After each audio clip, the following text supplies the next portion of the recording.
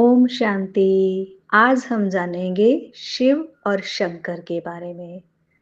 आज तक तो यही सुनते आए हैं कि शिव और शंकर एक ही हैं। लेकिन परमात्मा पिता जब इस धरा पर आते हैं तो अपने बच्चों को सत्य ज्ञान देते हैं।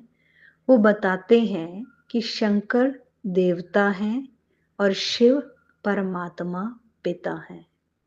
यानी शंकर भी परमात्मा पिता शिव के ही बच्चे हैं।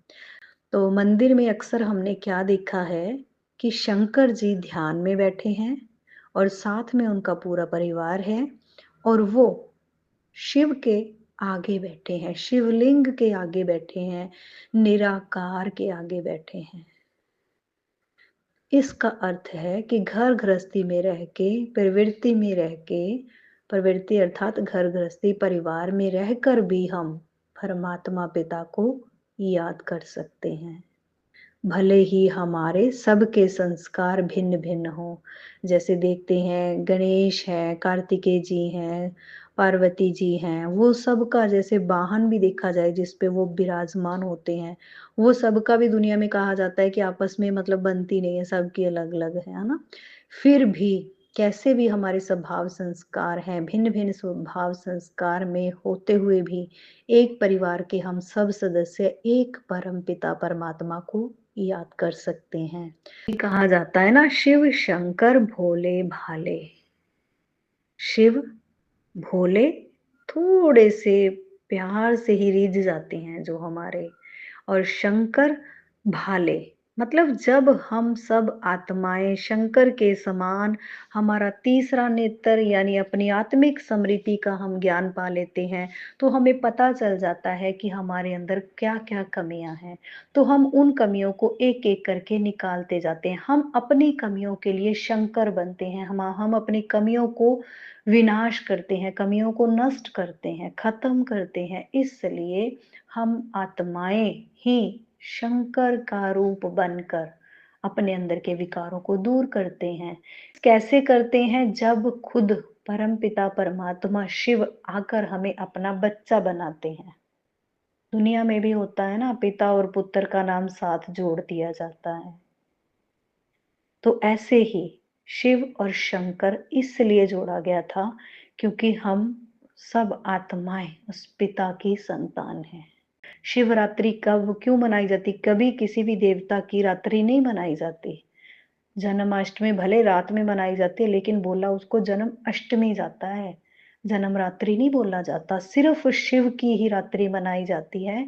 मतलब जब इस दुनिया में घोर कलयुग, घोर घोर पाप बढ़ जाता है, चारों ओर अंधकार ही अंधकार फैल जाता है, अज्ञानता ही अज्ञानता फैल जाती है, तब उस घोर अंधकार रूपी अज्ञानता की रात्रि में शिव आते हैं और हम बच्चों को ज्ञान का तीसरा नेत्र देते हैं कि तुम आत्मा हो, अपनी शक्तियों को पहचानो। जो तुम बाहर से मांग रहे हो वो तुम्हारे भीतर है। हम कहते हैं कि हमें कोई रिस्पेक्ट दे, खुद के समान में रहो कि मैं कौन हूँ। जब हम खुद को ही रिस्पेक्ट नहीं देते, हम खुद से ही प्यार नहीं करते, हर वक्त टेंशन चिंता में रहते हैं, तो हम खुद को क्या दुख दे रहे हैं ना। हम खुद को खुश नहीं रख रहे, है ना। किसी के एक्ट को देखकर हम दुखी हो जाते हैं तो हम खुद को दुख दे रहे हैं। जब हम खुद को दुख दे रहे हैं, कष्ट दे रहे हैं, माना हम खुद से प्यार नहीं करते, सामने वाले से चाहते हैं कि वो हमें रिस्पेक्ट करे, जब हम खुद को रिस्पेक्ट नहीं दे रहे। इसलिए परमात्मा पिता आकर हमें बताते हैं कि तुम अपने अंतर में जाओ। भक्ति में भी अब तक यही सुनते आए हैं ना, अंदर की यात्रा करो, अंतर्मुखी हो जाओ, स्वयं को पहचानो, स्वयं पर फोकस करो, है ना। तो जितना हम अंदर जाते जाते हैं हम अपने आप को पहचानते हैं, अपनी कमियों का पता चलता है हमें। पूरा दिन संकल्पों पे अटेंशन दें और फिर हम आते हैं उसी पॉइंट पे, शिव और शंकर में। शंकर देहधारी हैं। जैसे हमारा आंख नाक कान मुंह है, वैसे शंकर का भी है। और जो शिव है वो निराकार हैं, मतलब उनका आंख नाक कान मुंह नहीं है, मतलब वो जन्म मरण में नहीं आते। क्या कभी हमने आक धतूरा ये सब जो कड़वी चीजें हैं, बेर वगैरह जो चढ़ाए जाते हैं, क्या हमने वो कभी शंकर की मूर्ति के आगे रखे? वो हमेशा हम शिवलिंग के आसपास ही रखते हैं ना। क्यों? क्योंकि सिर्फ़ एक परमात्मा पिता में ही सामर्थ्य है। जैसे आक का कितना कड़वा होता है, आक का पौधा, कितना कड़वा होता है ना? वो मतलब हमारे अंदर की कड़वाहट वो ही ले सकते हैं। धतूरा कितने उसमें काँटे लगे होते हैं। हम आत्माओं में जो भी एक-दूसरे को कड़वे बोल-बोल के काँटे लगाने के संस्कार हैं, वो हमारे संस्कार सिर्फ़ एक परमात्मा पिता ही बदल सकते हैं।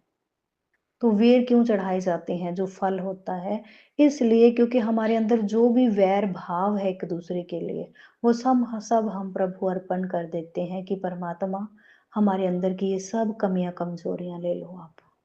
लेकिन बाकी सभी देवी-देवताओं को मिठाइयों का, फ्रूट्स का, अच्छी-अच्छी चीज़ों का भोग लगाया जाता है।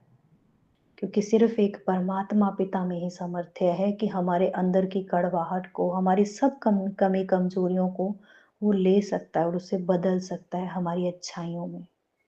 शंकर का परिवार दिखाया जाता है, लेकिन शिव का परिवार नहीं दिखाया जाता क्योंकि शिव का परिवार हम सब आत्माएँ हैं, जो इस देह में रहती हैं। लेकिन आत्मा को स्थूल रूप से देखा नहीं जा सकता, ना ही दिखाया जा सकता है।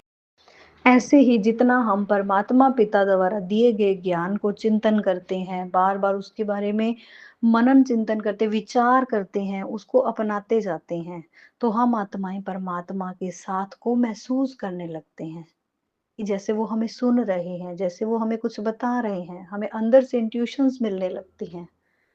हम शिवलिंग के ऊपर 3 लाइनें लगा के उसके ऊपर बिंदी लगा देते हैं। मतलब ब्रह्मा, विष्णु, शंकर तीनों के रचता शिव पिता, बिंदी रूप शिव पिता परमात्मा ही हैं। ब्रह्मा अर्थात नई सृष्टि की सृजना करने के निमित्त जो आत्मा बनती है।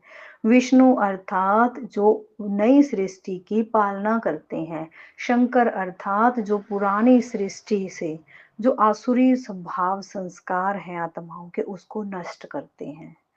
कहते हैं ना कि शिव शंकर का तीसरा नेत्र खुल जाता है तो विनाश हो जाता है।